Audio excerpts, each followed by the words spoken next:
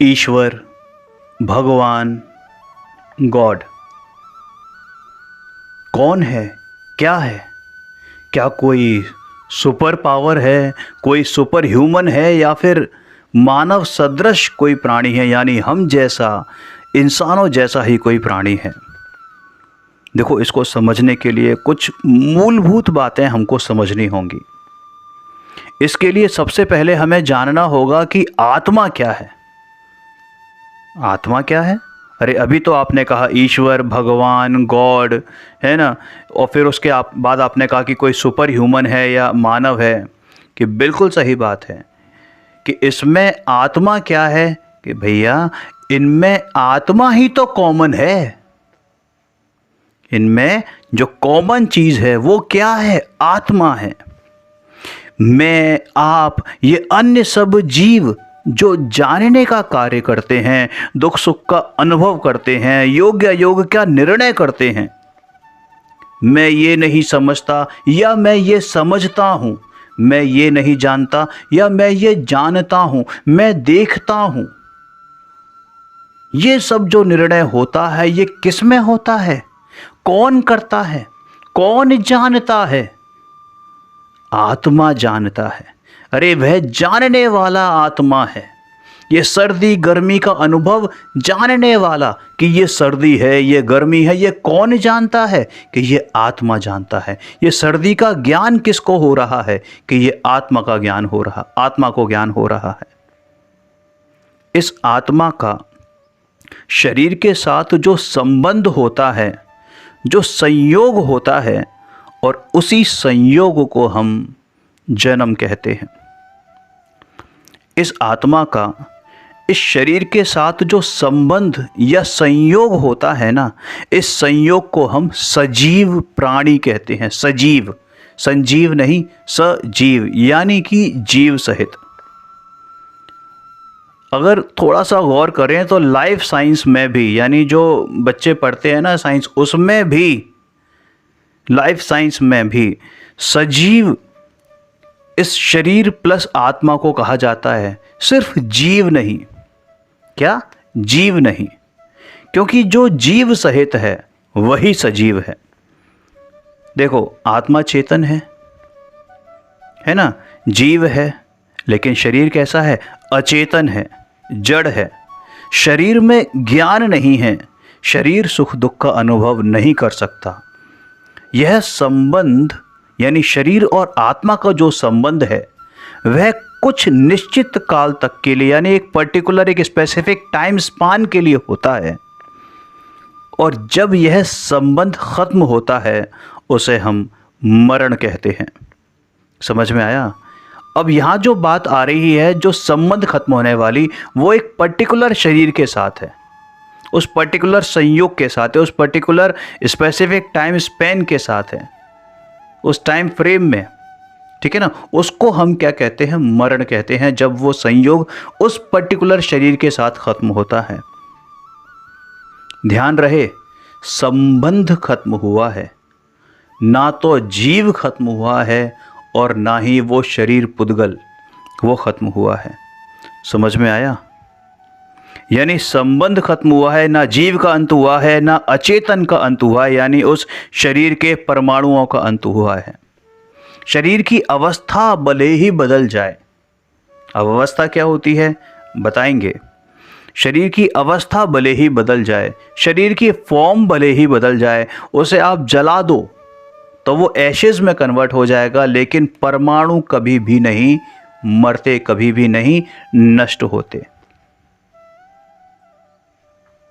और फिर जब मरण के बाद, यानी पहले शरीर से संयोग खत्म हुआ, यानी संबंध खत्म हुआ, फिर तुरंत ही इस आत्मा ने नए शरीर को धारण किया।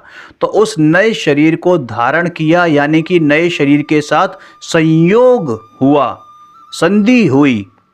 उस नई संधि को, उस नए संयोग को ही हम जन्म कहते हैं। क्या बोलते हैं? जन्म कहते हैं। समझ में आया?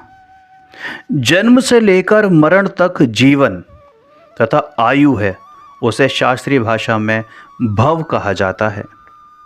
मनुष्य की अपेक्षा हम इसे मनुष्य भव या मनुष्य पर्याय कहते हैं। पर्याय यानी कि अवस्था, हालत, है ना, पोजीशन, राइट, सिचुएशन, कुछ भी समझ सकते हैं। यह सचमुच एक्चुअल में जो ये मनुष्य पर्याय है ना, ये जो वर्तमान अवस्था है वो एक्चुअल में उस जीव की अवस्था नहीं है। क्या नहीं है? जीव की अवस्था नहीं है, लेकिन ये जीव प्लस शरीर के संयोग की अवस्था है। जीव प्लस शरीर के संयोग की अवस्था है। और यह जो संयोग यानी कि ये जो मिक्सचर है, ये जो मिश्रण है, वो तैयार हुआ है किससे? जीव और शरीर के मिलने से। तो उस मिश्रण के जो गुण धर्म हैं वो उसके बेसिक कॉन्स्टिट्यूएंट, बेसिक कंपोनेंट्स, यानी कि जीव और केवल शरीर, केवल जीव और केवल शरीर, ठीक है ना, दोनों से भिन्न है। अगर बेसिकली बात करें, शरीर से हमें मतलब नहीं है, लेकिन उस शुद्ध जीव से, उस शुद्ध जीव द्रव्य से भिन्न है। जो मिश्रण तैयार हुआ है यानी जीव और शरीर का संयोग, ठीक है ना, तो उसके जो गुण धर्म, गुण धर्म का मतलब आप कह सकते हो एट्रीब्यूट्स, है ना, क्या कहते हैं उसे, हाँ एट्रीब्यूट्स ही कहेंगे, क्वालिटीज, प्रॉपर्टीज, जो गुण धर्म है वो उस शुद्ध जीव द्रव्य से भिन्न है। अब ये शुद्ध जीव द्रव्य क्या है उसके बारे में आगे बात करेंगे, ठीक है। तो बेसिकली जो इस संयोग में जानने वाला है, इसके अगर हम दो टुकड़े करें ना, संधि की है ना हमने, क्योंकि ये संयोग हुआ है, अब इनका संधि भी हुई। अब इनके अगर हम इनको अलग अलग देखें तो जो एक जानने वाला है, क्या जानने वाला है, वो कौन है? वो जीव है। मानने वाला जीव है, प्रीति करने वाला जीव है। समझ में आया?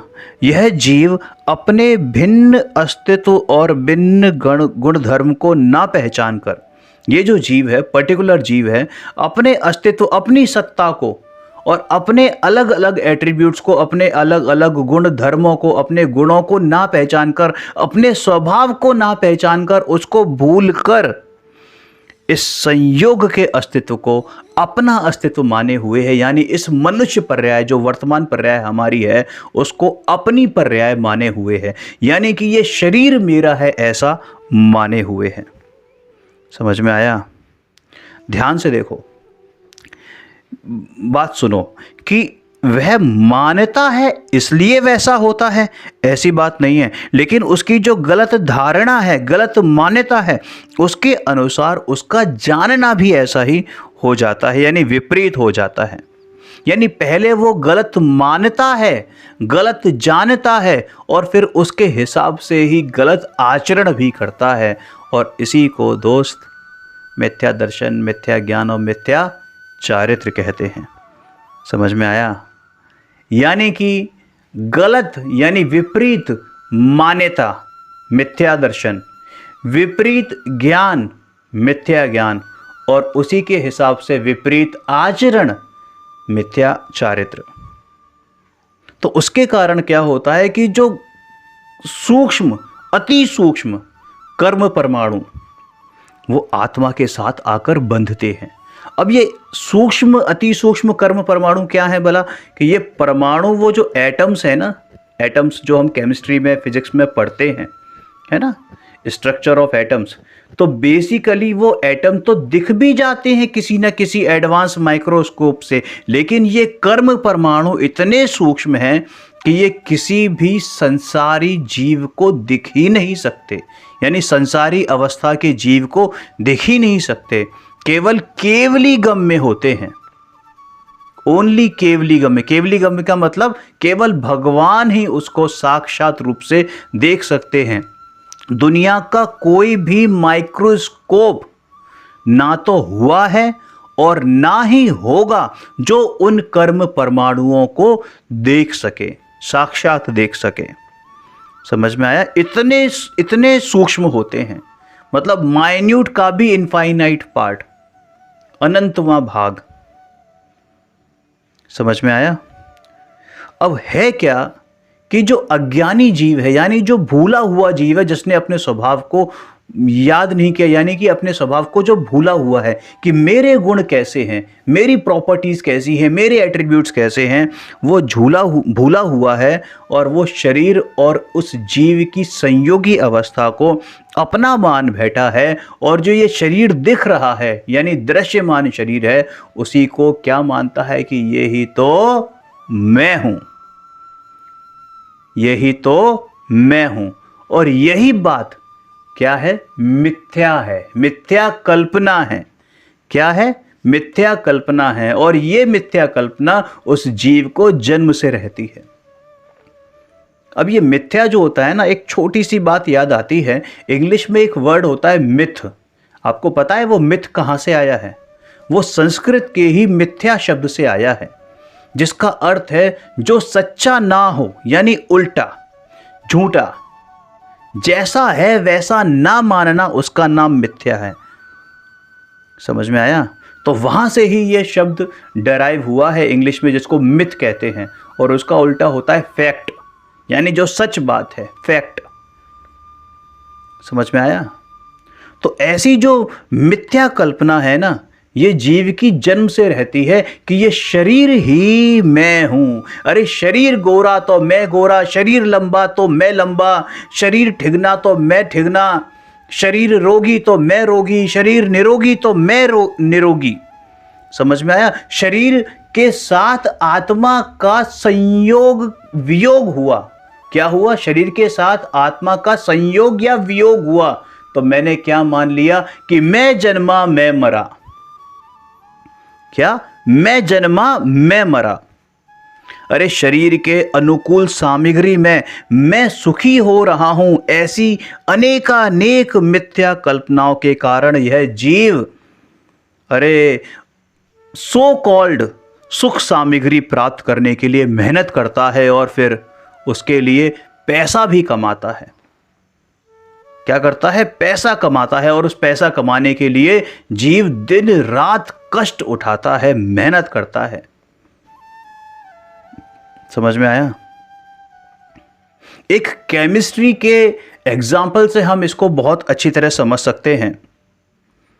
देखो, जैन धर्म का बेसिक्स की अगर हम बात करें ना, और वास्तव में ये जैन धर्म का बेसिक नहीं, ये तो वस्तु विज्ञान का बेसिक है, क्योंकि जैन धर्म और वस्तु विज्ञान दोनों एक ही हैं।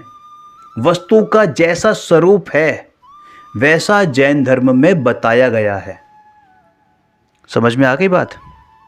तो वस्तु स्वरूप या वस्तु विज्ञान या जैन दर्शन, तीनों एक ही बात हैं। एक एग्जाम्पल से समझते हैं। सभी साइंस तो सभी ने, बेसिक साइंस तो 10th तक तो सभी के पास होती है ना। तो देखो, फिजिक्स में क्या होता है, फिजिक्स कह लो, केमिस्ट्री कह लो, जो मैटर है, मैटर यानी पदार्थ, ठीक है ना। तो मैटर हम पढ़ते हैं वहाँ पर फिजिक्स में या केमिस्ट्री में। लेकिन जो जैन दर्शन में यानी वस्तु विज्ञान में जो मैटर है ना, जो पदार्थ है, वो 6 द्रव्यों वाला है। क्या है? 6 द्रव्यों। ये मैटर, ये 6 द्रव्यों में से एक द्रव्य है, और इन 6 द्रव्यों में एक द्रव्य जीव द्रव्य भी है। यानी कि जीव द्रव्य भी एक पदार्थ है। क्या है? पदार्थ है, मैटर है। लेकिन जो हम यूजुअली साइंस में, मॉडर्न साइंस में जो मैटर शब्द पढ़ते हैं, वो उस 6 द्रव्यों में से भी एक द्रव्य है जिसको हम पुद्गल कहते हैं। यानी बेसिकली जो स्टडीज़ होती हैं, है ना, केमिस्ट्री फिजिक्स में जिस मैटर की स्टडी करते हैं, अध्ययन करते हैं, वो पुद्गल द्रव्य की करते हैं। पुद्गल। क्लियर है? जैन तत्व ज्ञान में इन 6 द्रव्यों का स्वरूप तो बताया ही है। मुख्यतः यानी मेनली जीव द्रव्य का स्वरूप विस्तार से समझाकर शुद्ध जीव स्वरूप का अनुभव कैसे करना, इसका कथन भी किया गया है। अभी हमने, आपको ध्यान होगा, शुरुआत में एक बात बोली थी, भगवान, ईश्वर, गॉड।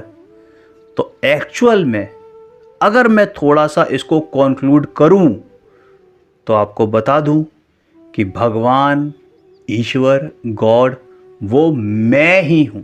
मैं मतलब ये मोहित जैन नहीं, मैं मतलब मैं।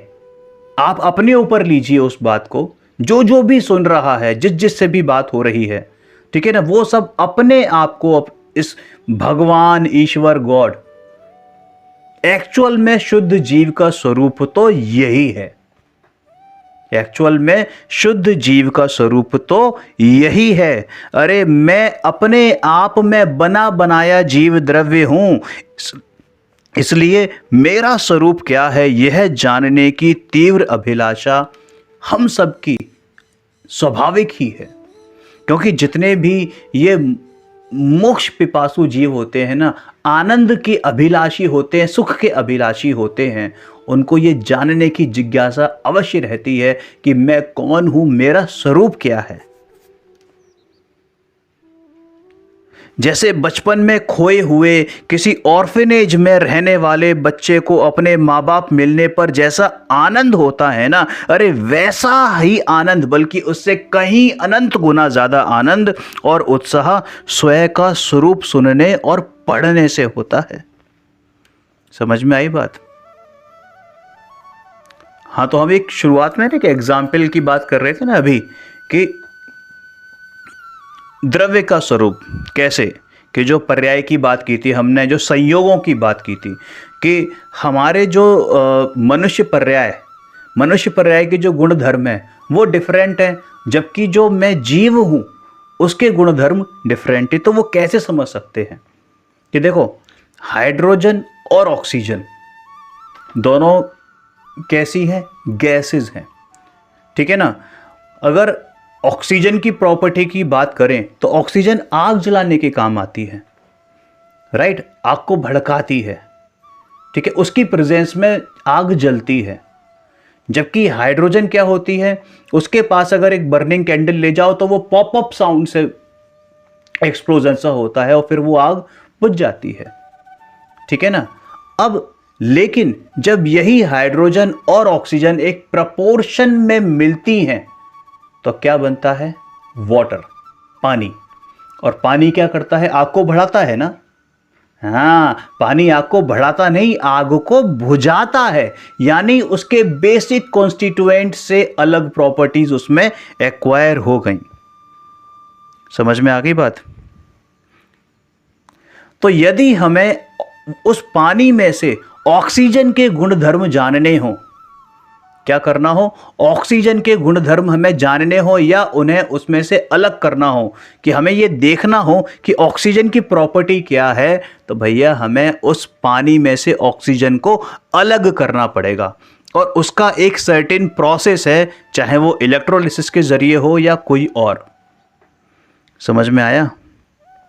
तो ये हमें पहले हमारी मान्यता में है ना कि हाइड्रोजन और ऑक्सीजन दोनों अलग अलग हैं, और इन दोनों के कॉम्बिनेशन से ये वाटर तैयार हुआ है, ये पानी तैयार हुआ है। और इस पानी में से ऑक्सीजन और हाइड्रोजन दोनों को अलग अलग किया जा सकता है, यानी इसमें से ये एक्सट्रैक्शन की सुविधा अपने पास है, जिसको हम इलेक्ट्रोलिसिस कहते हैं। क्लियर है? तो उसी तरह यह शरीर और यह जीव इस संयोगी अवस्था में से इस जीव द्रव्य के गुण धर्म उस संयोगी यानी उस वर्तमान पर्याय के गुण धर्म से भिन्न है। आया समझ? इस संयोग में से शुद्ध जीव भिन्न हो सकता है, ये मान्यता पहले पुष्ट करनी पड़ेगी, अपने अंदर उसको स्ट्रॉन्ग करना पड़ेगा। जो जीव पूर्ण शुद्ध हो गए हैं, उनकी गाइडेंस में, उनके मार्गदर्शन के अनुसार सबसे पहले जो शुद्ध जीव है उसके पदार्थों के, यानी शुद्ध जीव पदार्थ के गुण धर्मों का, यानी उसके स्वभाव का हमें अभ्यास करना पड़ेगा, ज्ञान करना होगा। शुद्ध जीव भिन्न कर सकते हैं, ऐसी दृढ़ श्रद्धा अपने अंदर धारण करनी होगी। समझ में आई बात? और फिर उसका प्रत्यक्ष अनुभव करके अपने शुद्ध जीव का अनुभव करना होगा, यानी कि प्रैक्टिकल करना होगा।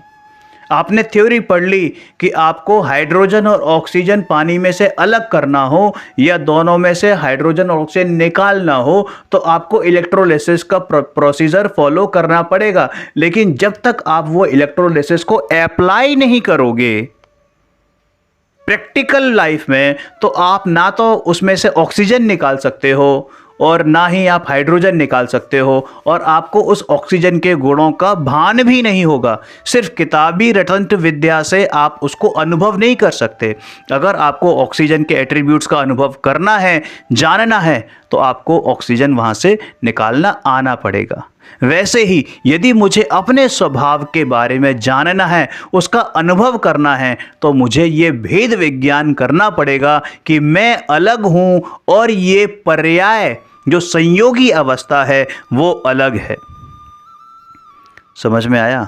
और ये काम कोई और नहीं कर सकता। खुद भगवान भी इस पृथ्वी पर आ जाएं, कभी आ नहीं सकते, कहने वाली बात है, लेकिन फिर भी वो भी ये कार्य नहीं कर सकते हैं। कोई भी शास्त्र, कोई भी गुरु ये कार्य नहीं कर सकते। ये कार्य स्वयं उस जीव को करना होता है जिसको अपने अंदर शुद्ध जीव प्रकट करना होता है, यानी उस शुद्ध जीव के स्वभाव को जानना होता है, उसका अनुभव करना होता है। और जब यह अनुभव होगा, यानी जब यह अनुभव प्रतीति होगी, तब इसे क्या माना जाएगा? मिथ्या दर्शन का उल्टा, यानी कि सम्यक दर्शन। क्या माना जाएगा? सम्यक दर्शन। जिस समय ये भान हो गया कि मैं अलग हूं और ये मनुष्य पर्याय, देव पर्याय, नारक पर्याय, तिरंच पर्याय, ये सब अलग अलग पर्याय हैं, तो उसी समय मुझे यथार्थ श्रद्धान प्रकट होगा और उसी का नाम सम्यक दर्शन है। और उसी समय यथार्थ ज्ञान भी होगा, यानी मैं अपने को यथार्थ रूप से जानना प्रारंभ कर रहा हूं, तो वही सम्यक ज्ञान है। और उसी के अनुसार आचरण भी होगा, वही सम्यक चारित्र है। समझ में आया? अरे ऐसे जीव अपने आप को सदैव इस शरीर से भिन्न जानते हैं, अनुभव करते हैं और अपने में ही स्थिर होने का बारंबार प्रयत्न करते हैं। समझ में आया? अब ये जो ऊपर अवस्था बताई गई है ना, यानी अभी जो बात हुई है हमारी कि ये जीव शुद्ध भी है और जब संयोगों में रहता है तो अशुद्ध भी है। अब आप एक चीज़ बताओ, जब जीव ये शरीर के साथ है तो क्या अशुद्ध हो गया?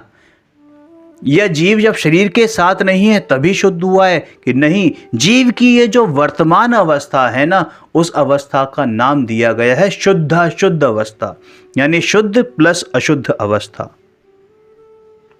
यानी शुद्ध जीव की पूर्ण श्रद्धा और प्रतीति तो इस जीव को हो गई है, परंतु अभी भी वह उस संयोगी अवस्था में ही है। क्योंकि अभी मुझे मालूम तो पड़ गया है कि मैं इस पर्याय में, इस पर्याय से जो वर्तमान पर्याय है, चाहे वो मनुष्य पर्याय हो चाहे कोई और पर्याय हो, इस शरीर से भिन्न हूं। जैसे एग्जाम्पल देते हैं कि मायके ये सगाई होने पर है ना, लड़की मायके में ही रहती है, लेकिन जब मायके के घर में भी ये बात आती है कि भाई ये तेरा घर है, तो उसके दिमाग में रहता है कि नहीं, ये मेरा घर नहीं है, क्योंकि मुझे तो ये घर छोड़कर किसी और के घर जाना है। अब वो किसी और के घर जाना है का मतलब उसका अपना घर वहां पर हो जाता है, क्योंकि अब जहां पर वो है, अब उसको वैसी भावना नहीं है कि ये मेरा घर है, यानी उसकी मम्मी का घर, वो मेरा घर नहीं होता है, वहीं पर, लेकिन अब भावना क्या हो गई, अंदर मन में अब विचार कैसे आने लगे कि ये मेरा घर नहीं है, मेरा घर तो मेरे पति का घर है। समझ में आया? या फिर जैसे कोई व्यक्ति किराए के मकान में रहता है, उस मकान में रहते हुए भी एक एक सेकंड भी उसके दिमाग से ये नहीं निकलता कि ये मेरा घर नहीं है, ये मेरा घर नहीं है। समझ में आया? तो बस ऐसे ही ये भेद ज्ञान होने पर शरीर के रहते हुए भी ये ज्ञानी जीव शरीर के साथ अपनापन नहीं करता है। इस अपनेपन का नाम है एकत्व बुद्धि। क्या नाम है? एकत्व बुद्धि। यानी ऐसा एकपना कि मैं और शरीर एक हूं, ऐसा नहीं मानता है, उसका अपनापन छूट गया है। समझ में आया?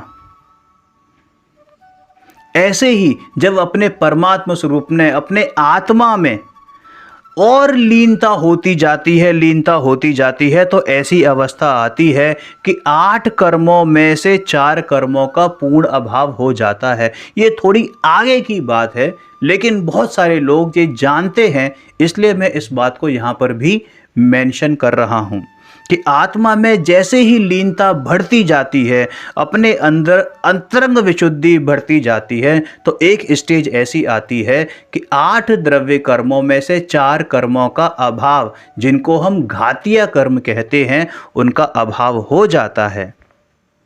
समझ में आया? और भगवान क्या बन जाते हैं? वो अरिहंत भगवान बन जाते हैं। अरिहंत अवस्था प्रकट होती है। पूर्ण शुद्ध आत्मा का अनुभव तो लगातार कंटिन्यूअस चलता रहता है। ज्ञान का पूर्ण विकास यानी pure full development, complete development का मतलब कि इस पूरे लोकालोक को, किसको? लोकालोक को एक समय में, एक साथ उसकी सारे पदार्थों को, उसके सारे द्रव्यों को, उनकी सारी पर्यायों समेत एक समय में जानने का उनका क्या कहते हैं, उनकी सामर्थ्य हो जाती। सामर्थ्य क्या हो जाती है? उनकी ऐसी शक्ति प्रकट हो जाती है जिसको हम सर्वज्ञ कहते हैं। क्या कहते हैं? सर्वज्ञ कहते हैं। समझ में आया? कषायों का पूर्ण अभाव होने पर उनको वीतराग कहा जाता है, वीतरागी कहा जाता है। लेकिन अभी भी ऐसे वीतरागी सर्वज्ञ देव के 4 कर्म शेष हैं।